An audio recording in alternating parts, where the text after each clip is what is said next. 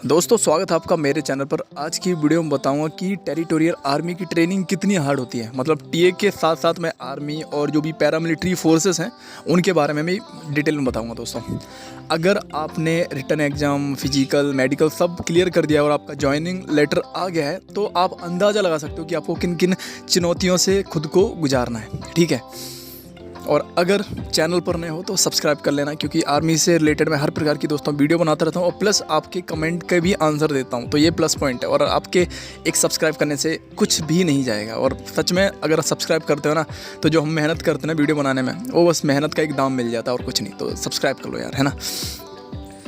दोस्तों ट्रेनिंग की बात करूं तो ट्रेनिंग काफ़ी टफ होती है। ये मत समझो कि एकदम नॉर्मल होती है। जो आपने फिजिकल की जो तैयारी की होती है ना, उसमें आप अपने मर्जी के मालिक होते हो। अगर आपका मन है 5 किलोमीटर तो 5 दौड़ लिया, अगर मन है आपका 2 चक्कर तो 2 चक्कर मार लिए। फिर उसके बाद आप अपनी मर्जी से आप एक्सरसाइज सब कुछ अपने हिसाब से करते हो। लेकिन फ़ौज में ऐसा नहीं है। फ़ौज में अगर आपको 4:30 बजे उठना है तो 4:30 बजे उठना है। उसके बाद आप प्रॉपर जो आप जहाँ रहते हो वहाँ आप तैयार हो गए। और तैयार होने में ऐसा नहीं कि आप गए, आपको लेटरिन खाली मिल गई, आप तुरंत जाके तैयार हो गए। उसमें भी कभी कभी वेट करना पड़ता है, 5-10 मिनट वेटिंग हो जाती है भाई, वेट करना पड़ता है। उसके बाद आप तैयार होते हो। तैयार होने के बाद फिर जो आप जहाँ रहते हो भाई वहाँ आपको एरिया क्लीन करना पड़ता है। ये डेली का शेड्यूल है, कोई ऐसा नहीं है कि आपने आज कर लिया कल नहीं कर लिया। तो आपको डेली करना पड़ेगा। प्रॉपर चेक भी होता है। अगर आपने अपना एरिया मेंटेनेंस नहीं किया, आप साफ़ सफाई नहीं की तो उस पर भी पनिशमेंट होती है। फिर इसके बाद आप जाओगे अपनी पीटी करने। जो पीटी का जो ट्रेनिंग एरिया होता है, हर कंपनी का एक ट्रेनिंग एरिया होता है, उसको भी मेंटेनेंस करना पड़ता है। ठीक है, उस पर मेंटेनेंस नहीं करते हो तो अलग दिक्कत है। उसके बाद दोस्तों ट्रेनिंग में हर दिक्कत का आपको सामना करना पड़ता है। उसी हिसाब से मेंटली प्रिपेयर रहना पड़ेगा। अगर आपने ये सोचा ना कि कोई नहीं 6-7-8 महीने की ट्रेनिंग है, कुछ नहीं, उसके बाद मज़े हैं, तो आप ट्रेनिंग निकाल लोगे।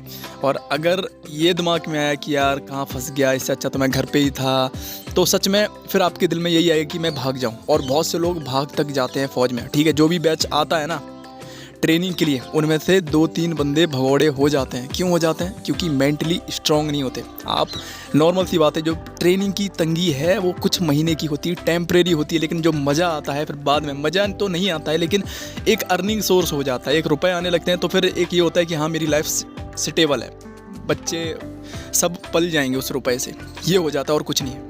ठीक है, तो मेंटली खुद को स्ट्रॉन्ग अगर रखोगे ना सब हो जाता है। ऐसा कुछ नहीं है भाई, मेंटली तौर पे खुद को स्ट्रॉन्ग रखना। और दिक्कतें आएंगी भाई, ठीक है। उसके बाद आपको कोई भी बिना मतलब के कोई रगड़ा देने लगेगा, कोई पनिशमेंट देने लगेगा। बहुत से समय तुम्हें खुद बुरा लगेगा कि यार मैं कहाँ फंस गया।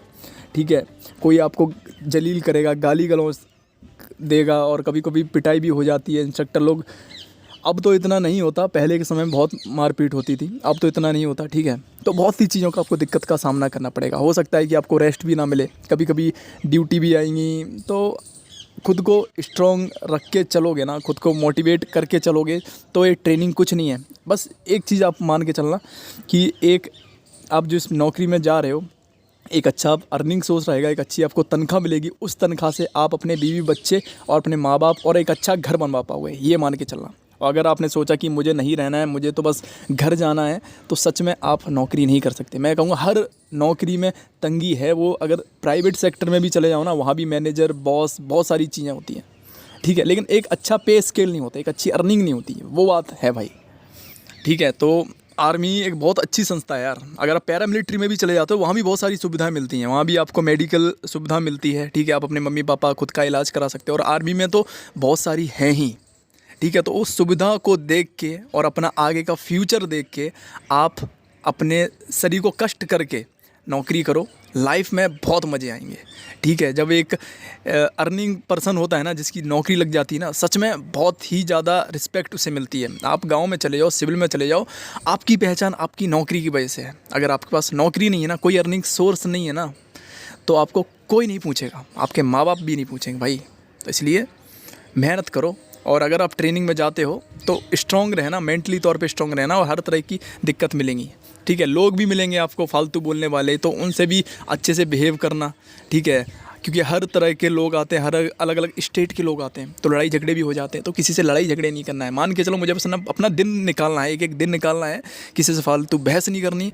और सबसे अच्छे से मेल मिलाप करके एक अच्छे बिहेवियर के साथ अपना समय व्यतीत करना है। एक जो 6 महीने की कोई 9 महीने की ट्रेनिंग होती है, तो उस हिसाब से आप अपनी ट्रेनिंग करके फिर आप अपनी यूनिट्स में आ जाओगे। यूनिट्स में एक अच्छा मतलब ठीक रहता है, यूनिट ठीक है, ट्रेनिंग बटालियन से यूनिट्स ठीक है। ठीक है, तो मिलते हैं अगली वीडियो में, तब तक के लिए जय हिंद जय भारत। और कोई कमेंट करना अगर कोई वीडियो चाहिए कोई टॉपिक पे, ठीक है।